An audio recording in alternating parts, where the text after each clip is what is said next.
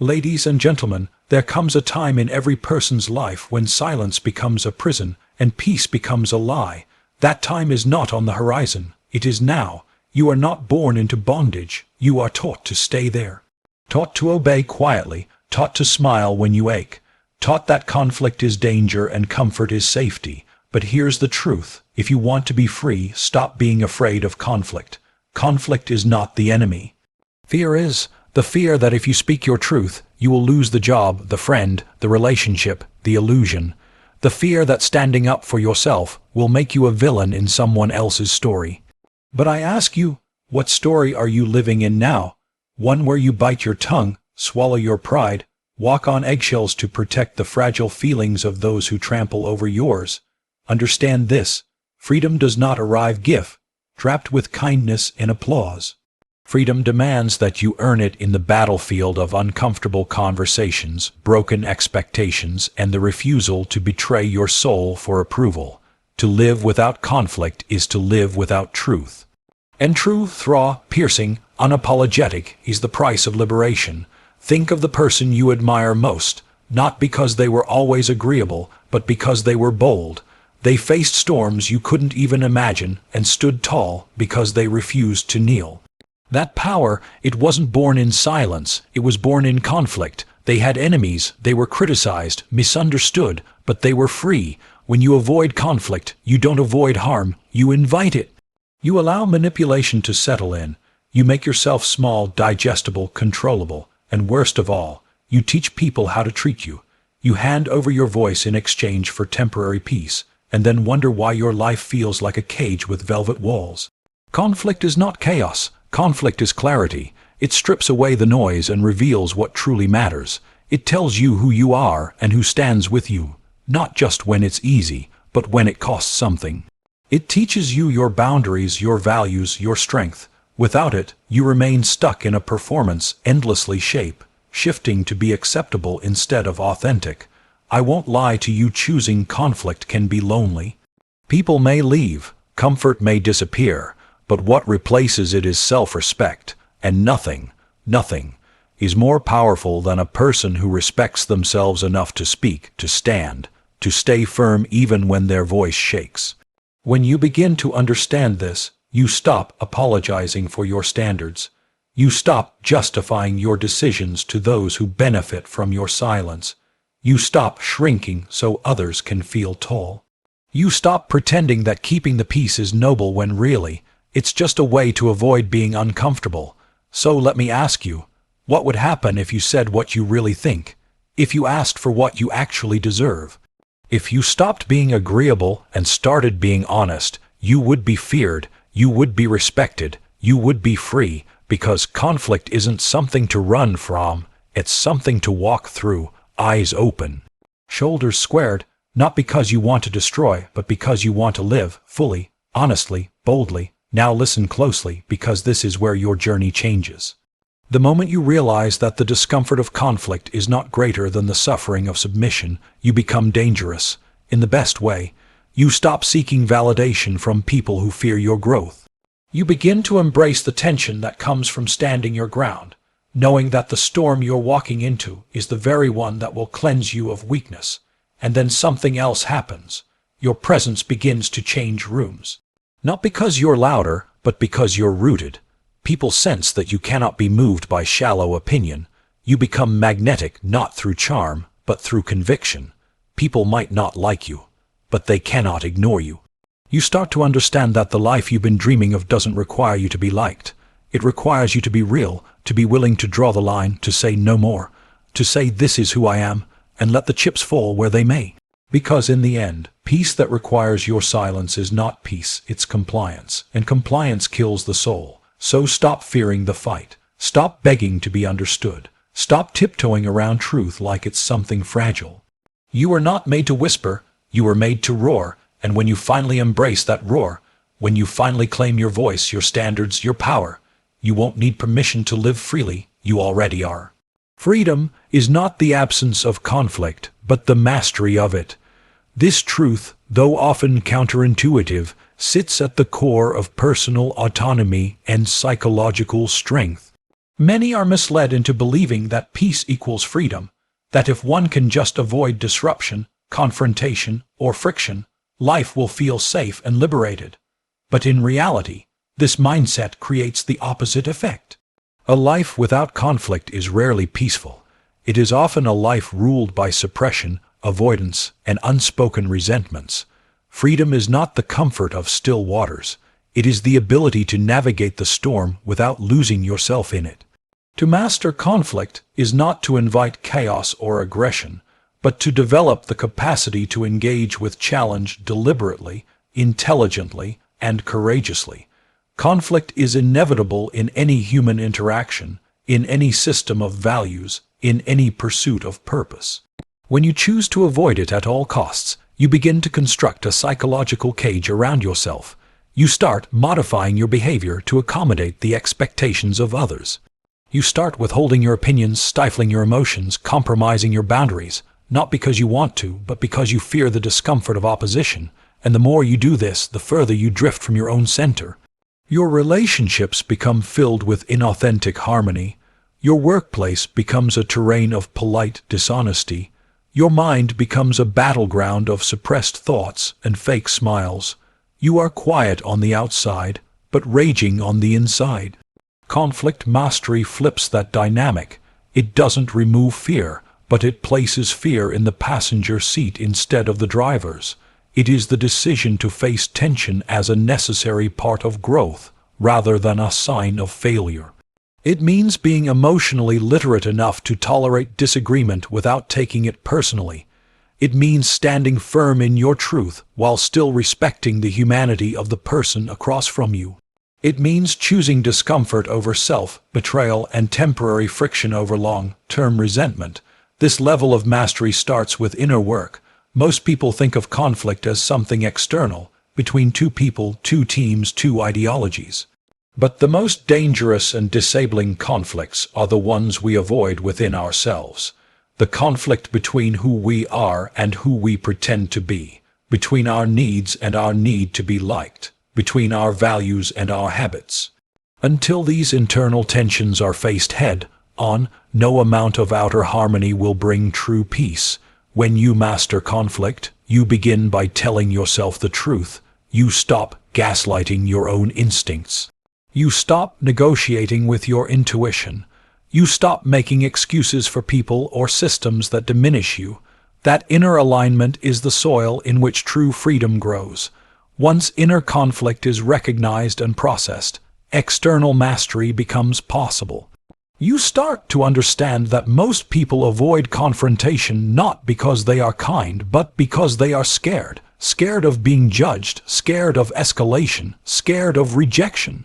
But once you accept that fear is not a command but a signal, you can approach conflict like a surgeon, not a soldier, with precision, empathy, and clarity. You don't fight to dominate, you speak to liberate. You don't yell to be right, you hold steady to be heard. Your tone may be calm, but your presence carries weight because it is grounded in something unshakable, self-respect. When this mindset becomes part of your character, your world changes. People begin to treat you differently, not because you demand control, but because you embody clarity. You don't threaten others, you inspire accountability. You become the kind of person others think twice about disrespecting, not because you are aggressive, but because you will not ignore truth to maintain comfort. Your relationships deepen, your time is better protected. Your energy is no longer spent managing perceptions or walking on emotional landmines. Instead, you become someone who can handle hard conversations without breaking, who can set boundaries without guilt, and who can walk away when dignity requires it. Mastery of conflict means you are no longer a slave to external peace.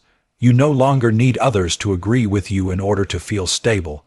You don't crumble when someone disapproves. You don't over-explain to justify your decisions. You don't internalize someone else's discomfort as your fault. This internal sovereignty is the true essence of freedom. It is not won by avoiding the fight.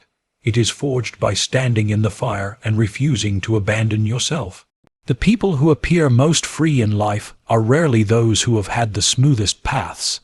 They are the ones who learned to walk through difficulty without giving away their voice, their power, or their peace. Avoidance of conflict leads to silent oppression and internal decay. On the surface, avoiding conflict may seem like the path of wisdom or maturity, keeping the peace, maintaining harmony, preventing drama. But beneath this appearance of tranquility lies a slow erosion of self. Every time you choose silence over truth, every time you back down instead of standing firm, you surrender a piece of your inner authority. One instance may seem insignificant, but repeated avoidance becomes a pattern, and that pattern becomes your identity. Eventually, you find yourself living not as a free individual, but as a passive participant in a script you didn't write. Silent oppression is not always visible from the outside. It doesn't come with chains or locked doors. It comes in the form of chronic anxiety, bitterness, emotional exhaustion, and a quiet rage that simmers under the surface. It is the feeling of knowing you are being mistreated, overlooked, disrespected, or used, and yet doing nothing, saying nothing, because the idea of disrupting the status quo feels more terrifying than enduring the injustice. Over time, this erodes your sense of self-worth. You begin to question your perceptions, you doubt your own feelings, you rationalize bad behavior, you convince yourself that your needs are too much, your expectations are unreasonable, or your truth is too heavy to be shared. But the truth is, the cost of avoiding conflict is far greater than the discomfort of addressing it. When you stay quiet to keep others comfortable, you teach yourself that your voice doesn't matter. When you accept mistreatment for the sake of peace, you send a message to your own subconscious that abuse is tolerable if it avoids friction. You become complicit in your own suppression. This is how internal decay begins, not with one massive betrayal, but with small, daily self-abandonments. This decay also manifests physically and mentally. The body keeps the score, and so does the mind. You may experience headaches, fatigue, burnout, or a general feeling of emotional numbness. Depression can set in not because something is inherently broken inside you, but because you've spent too long ignoring your inner truth. Anxiety becomes chronic because you're constantly walking a tightrope, trying to manage other people's emotions while repressing your own. And the longer this continues, the more disconnected you become from your authentic self. You begin to live a life dictated by fear. Fear of confrontation, fear of change, fear of loss, rather than by integrity or vision. Silent oppression doesn't just affect you. It ripples into your relationships, your work, your family, and your future. When you avoid conflict in relationships, you create an environment of dishonesty. You pretend to be okay when you're not. You agree when you actually disagree. You forgive before you've even healed. Over time, resentment builds, intimacy fades, and the relationship becomes more about performance than connection. When you avoid conflict at work, you become a doormat for toxic dynamics. You overextend yourself, stay silent in meetings, accept tasks that exploit your time, and tolerate behaviors that drain your energy. Eventually, you stop growing. You plateau not because of your capability, but because your silence makes others comfortable with ignoring your value. Avoiding conflict is not neutrality. It is a passive form of surrender. It allows the louder, more aggressive, or more manipulative voices to dominate. And when those voices go unchallenged, they grow more entitled, more toxic, more harmful. The systems and people around you learn that they can get away with anything, as long as they apply pressure and wait for your silence. In this way, avoidance doesn't solve problems. It protects them. It feeds them. It nurtures the very conditions that make you feel powerless in the first place. What begins as a strategy to protect your peace eventually becomes the reason you don't have any. The more you retreat from conflict, the more you reinforce the idea that you cannot handle it. And over time, you forget that you ever had a voice at all. You lose the sharpness of your instincts, the courage of your convictions, and the vitality that comes from living honestly. You become a ghost in your own life, present in body, absent in spirit. To escape silent oppression, you must break the cycle of avoidance. That begins with permission, giving yourself permission to be uncomfortable, to be disliked, to disrupt the illusion of peace in service of something far greater, truth. You cannot heal what you won't face. You cannot grow in soil poisoned by silence. Only when you risk conflict can you begin to clear the air, reset the balance, and reclaim the parts of yourself that were lost in all the pretending. Every time you choose to face conflict head-on, no matter how small, you restore a piece of your personal integrity, you remind yourself that you matter, you strengthen the muscle of courage, and with each act of confrontation, done not with cruelty but with clarity, you begin to reverse the decay. You begin to rise. True leadership and self-respect emerge from confronting hard truths, not fleeing from them. It is in those moments when reality challenges comfort, when decisions carry risk, and when the truth is not pretty or easy, that real leadership is forged. Leadership, whether over others or over oneself, is not about having control or delivering easy answers. It is about taking responsibility in moments of discomfort, facing what others would rather ignore, and choosing integrity over ease. You cannot lead others, and you cannot fully respect yourself, if you build your life around evasion and appeasement. Leadership begins the moment you stop running from what is difficult and start leaning into it with courage and clarity. Hard truths are rarely gentle.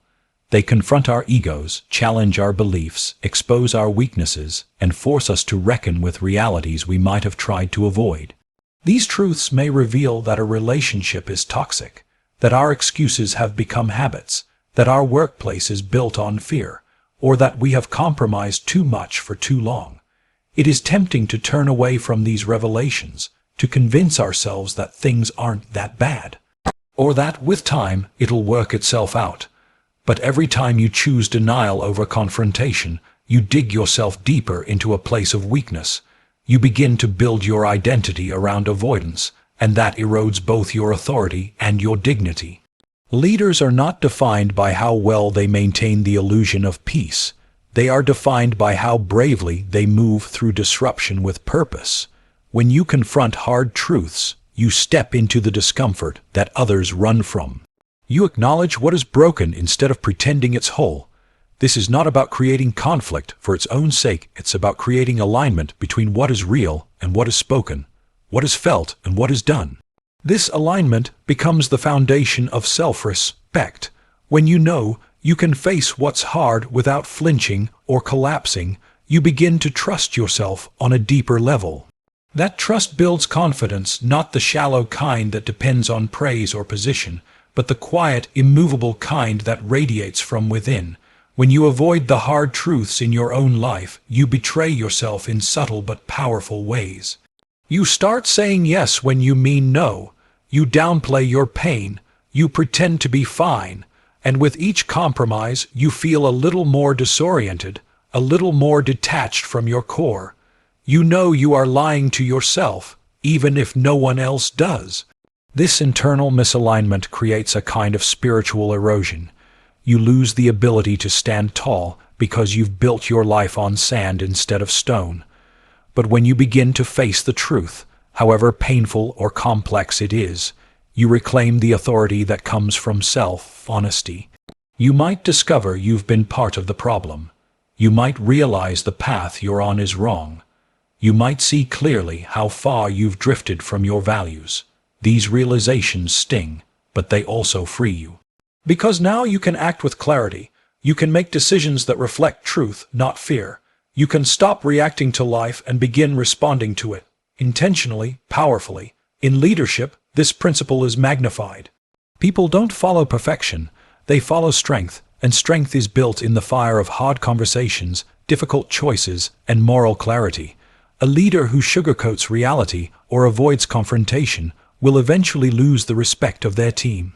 Why? Because people can sense when a leader lacks the courage to name what's real, but a leader who speaks with honesty, even when it's uncomfortable, earns trust, not because their truth is always pleasant, but because it is always real.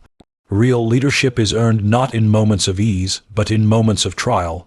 When pressure is high and emotions run deep, the one who can stay grounded in truth becomes the anchor for everyone else. Self-respect operates under the same logic. You cannot feel proud of yourself if you know deep down that you're avoiding what needs to be faced. Respect isn't just about outer accomplishments or how others see you. It's about how you see yourself when no one is watching. Do you respect the way you show up in your relationships? Do you admire how you hold boundaries, even when it costs you something?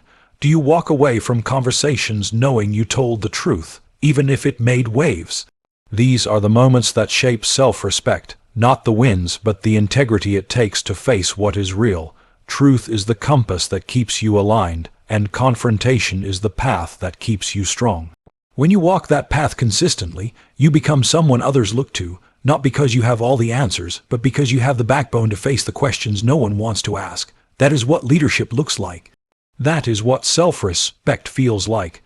And neither can be built without the courage to face what's hard.